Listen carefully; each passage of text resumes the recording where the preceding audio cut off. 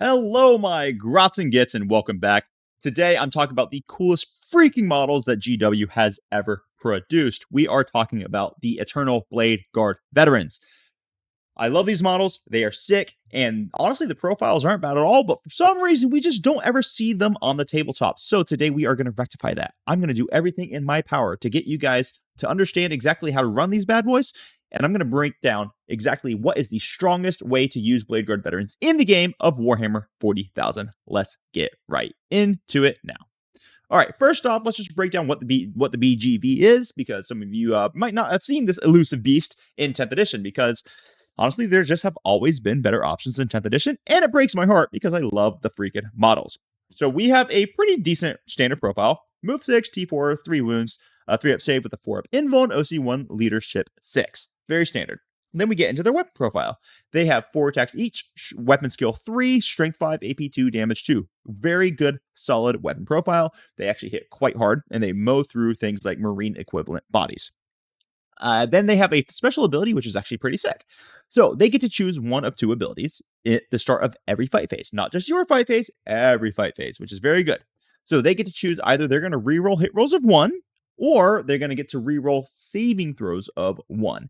Now, reroll hit rolls of 1 is great because that applies to the unit, which means that your character, if you have a character leading them, will also start to reroll hit rolls of 1, making the unit relatively Oath of the Moment agnostic, meaning it doesn't rely on Oath of the Moment. And then the other option, which is Shield of the Chapter, each time an invulnerable saving throw is made for a model in this unit, re-roll a saving throw of 1, which on paper sounds freaking awesome, but sadly, it's kind of is not awesome, because it has that stupid wording in it where it says each time an invulnerable saving throw is. Now, ideally, the way that GW could fix this is they could just say, hey, we're going to change the wording to be each time a saving throw is made.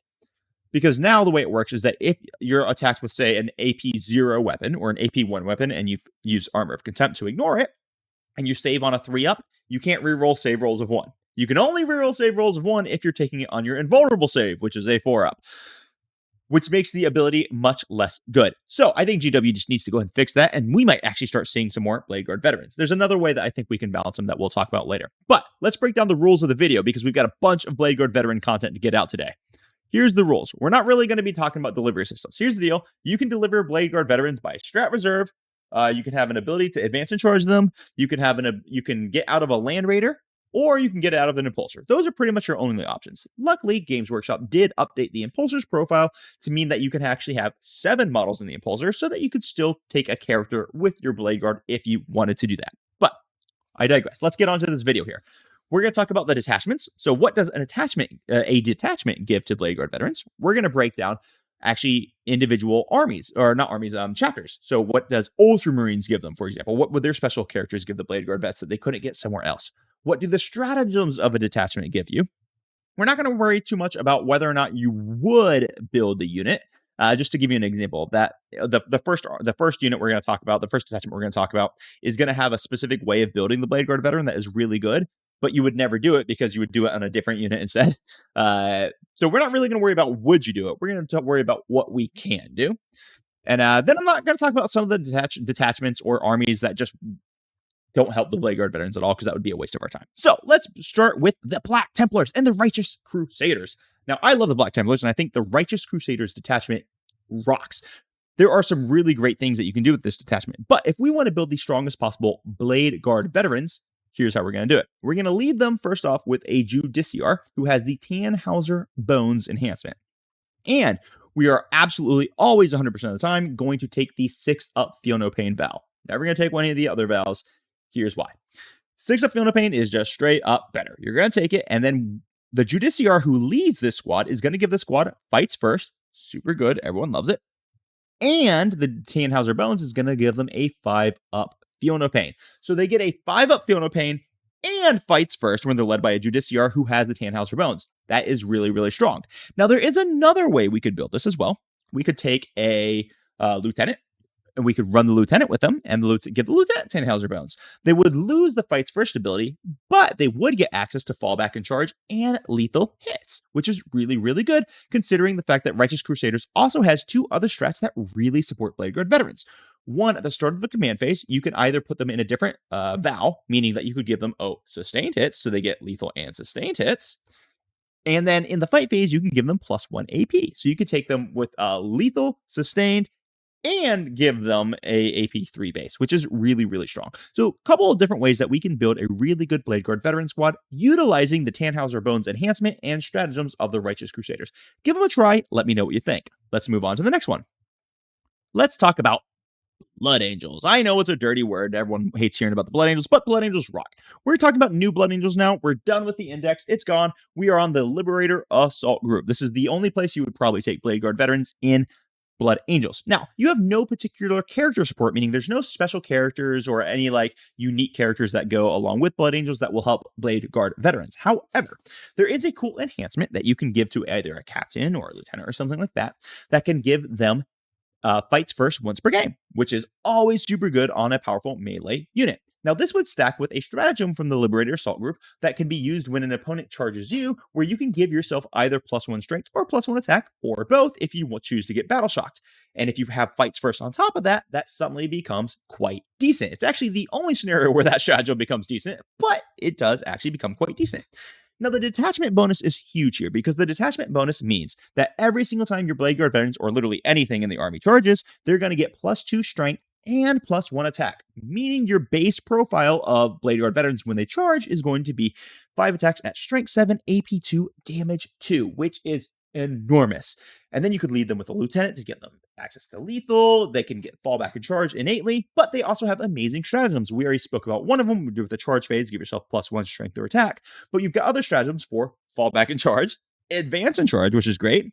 You have stratagems for lethal or lance or both when they charge, meaning that you can give these guys lance with a strength 7. Suddenly they start slapping like absolute crazy. And the beautiful part of it is that you don't need a leader with them because they're always going to get that detachment bonus, meaning that unique to Blood Angels, there actually might be a place where you can run 3 squads of Blade Guard veterans and it's not trash. It's still not great, but it's not trash, which is a pretty cool place to be. So Blood Angels absolutely have great ways to build the Blade Guard veterans. Let's talk about the Dark Angels. All right. Now, Dark Angels, we're going to talk about the Inner Circle Detachment. This is important because a lot of people think the Inner Circle Detachment sucks, and I've been reviewing it, and you know what? It doesn't suck. No, I'm not claiming it's one of the best detachments in the game. Certainly not. But they can build a mean green Blade Guard veteran squad. Here's how we're going to do it. First off, we're going to start with the fact that the vowed objective is the detachment roll, which is going to give you +1 to wound against the objective that you're trying to take. Then they have a stratagem support for reroll wound rolls. Okay, so you can get them access to reroll wound rolls with +1 to wound. That rocks. That is a very, very powerful ability, especially when you stack it just with the innate ability of Oath of the Moment. So you can pretty much always guarantee that you get your unit full rerolls to hit, full rerolls to wound with +1 to wound. That is awesome. There's an enhancement that you can put on a character, which makes them significantly better, that will give them a 6-inch pylon and consolidate. This is very, very good because it's a move 6 infantry unit, which is generally pretty slow. So that can actually really help them get up the field utilizing that sweet, sweet combat movement. Then we have two special characters actually that both are vying for the option to play in the Inner Circle Detachment with our Blade Guard veterans. The first is going to be Asmodai, and this is probably a name you haven't heard too much about, but I promise you, he's actually pretty dang solid. So Asmodai gives re-roll hits to his unit. That is sick. Just right off the bat board, they always have reroll hits. They always have access to +1 to wound or reroll wound rolls, depending on if they're fighting around the objective. That becomes a very strong unit. Reroll hits, reroll wounds, +1 to wound. Then Asmodai has the additional benefit of causing a battle shock to enemy units, as long as they're character units at the start of the fight phase, and that battle shock will be at -1. This is pretty dang solid as well, meaning that you can actually turn off a lot of the combat abilities of some of the other big melee threats in the game that you may come up across. All right, then the only problem with Asmodai really is that he's a chaplain. So that means that you can't lead them with a lieutenant, which would give you access to the lethal hits, the fallback, shoot and charge, all that stuff. A solution to that is that instead of running Asmodai, you could run them with Azrael. So Azrael gives them sustained hits 1 and a once per game 4 Fiona of Pain to mortals, which helps super, super much against things like, oh, Magnus is targeting them and you know there's going to be a bunch of devastating wounds coming through. Let's go ahead and activate that 4 Fiona of Pain this round. That is a great way to handle it, and it can actually really save a game if you get that for one phase. All right. Now, the fact that it's Azrael who has the Chapter Master keyword, you could also run a lieutenant with them. So now suddenly you have a unit that has sustained hits and lethal hits. If you're fighting the Oath, you'll get full rerolls to hit. But if you're not, you're still only rerolling rolls of 1 to hit. Then you're getting full rerolls to wound because of the strat, and you're going to be on your valid target, so you're going to get +1 to wound as well. That unit absolutely slaps, and it is 100% a viable and good way to potentially run your Blade Guard veterans. So give it a try. Let me know how you think. Let's talk about the next attachment. This is going to be the Deathwatch.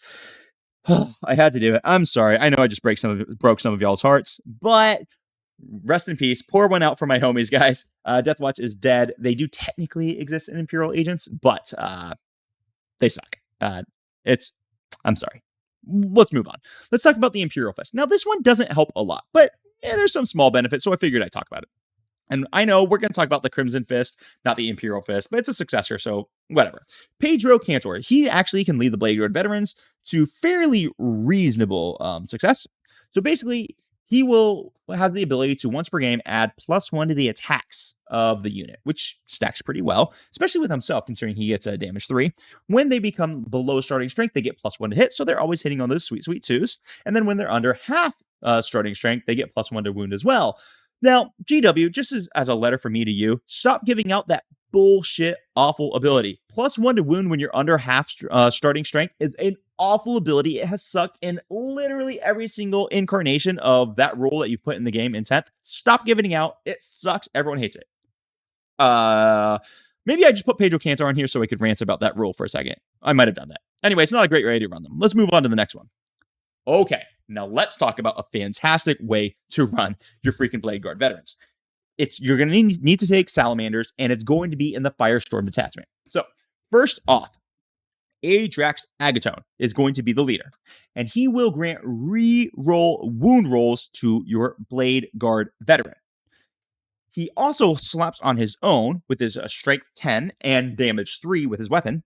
In addition, he's going to have the OC of enemies that he's in engagement with. This is really big because your Blade Guard veterans have actually pretty bad OC. You get to stack this with also including a lieutenant with a Champion of Humanity enhancement, which is only 10 points and might be the best darn enhancement in the entire freaking game. It allows them to ignore all modifiers.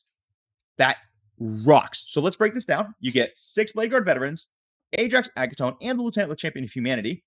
You can give them the Oath of the Moment for reroll hit rolls, or you can just give them their innate reroll 1s to hit. Then they get full wound rerolls with high damage. Then they're going to have +1 to wound from a stratagem. And remember, the lieutenant will have a Power Fist. You'll have Adrax with a strength 10. So you're basically wounding everything in the game on good, when you include the whole reroll wound roll part of it.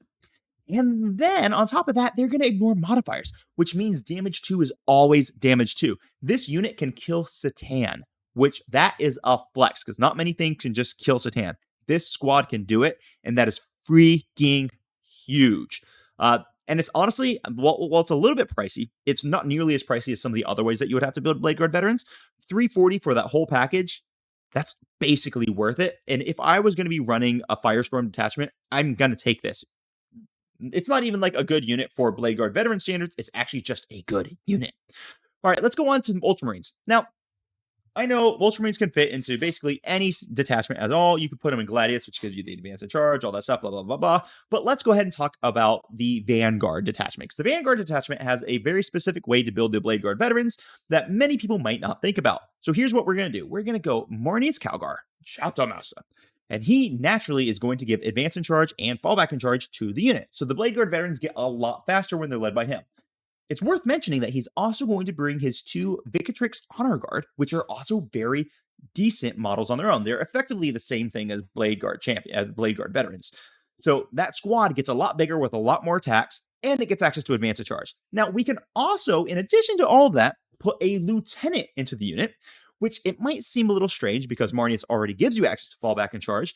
Well, the lieutenant's going to give them lethal, and then he's going to take an enhancement, and that enhancement is going to be infiltrate. So that squad gets to infiltrate. So what you can do is start the game with them approximately 9 inches away from your opponent, And when they're 9 inches away from your opponent, when you go first, you just advance them forward and charge your entire opponent's army or the really squishy bits that they don't want to get charged, and you can just win the game turn 1. And when you go second, since you have them deployed in an intelligent way, I assume, you're not going to get shot as long as you've measured your angles and stuff. This is a extraordinarily powerful unit that is very pricey, but if you pull it off, you can just auto win round 1 in round 1 a lot of times with it. So I highly recommend you give it a try. I don't necessarily know if it's something that you're going to be taking to the biggest tournaments, but man, when this pops off, does it pop off? All right, I've got one last one that I want to share with you real quick. A lot of people always dismiss the first company task force, which I do as well, by the way. But there are some actually interesting things that you could do with Blade Guard veterans there. There are stratagems to give them +1 to hit, and you have a -1 to damage stratagem on them when they get charged, which is really good. Stack that with the Justiciar, so they're fighting first. They're also going to be -1 damage when your opponent does charge them. There's some things you can do with them. I still don't recommend it because first company task force just generally sucks, but there you go. All right, so let's talk about the winners. Who is actually the best Blade Guard veteran? And this list these are my top 3. I'm going to go with Salamanders. Salamanders and Firestorm. This takes first. You run Adrax Agatone and the Lieutenant with the Champion Humanity. This Blade Guard veteran squad absolutely slaps, and it's worth the value that it costs. That is rare to say. This is an actually good unit that you can take and you can slap someone with. So there you go. Blood Angels take second place, and that's because Blood Angels, they're going to get all the cool bits. So one squad can get advance and charge. You can get, but on every squad, you're going to get extra strength on attacks, and you can stack it with Lance on one of the squads.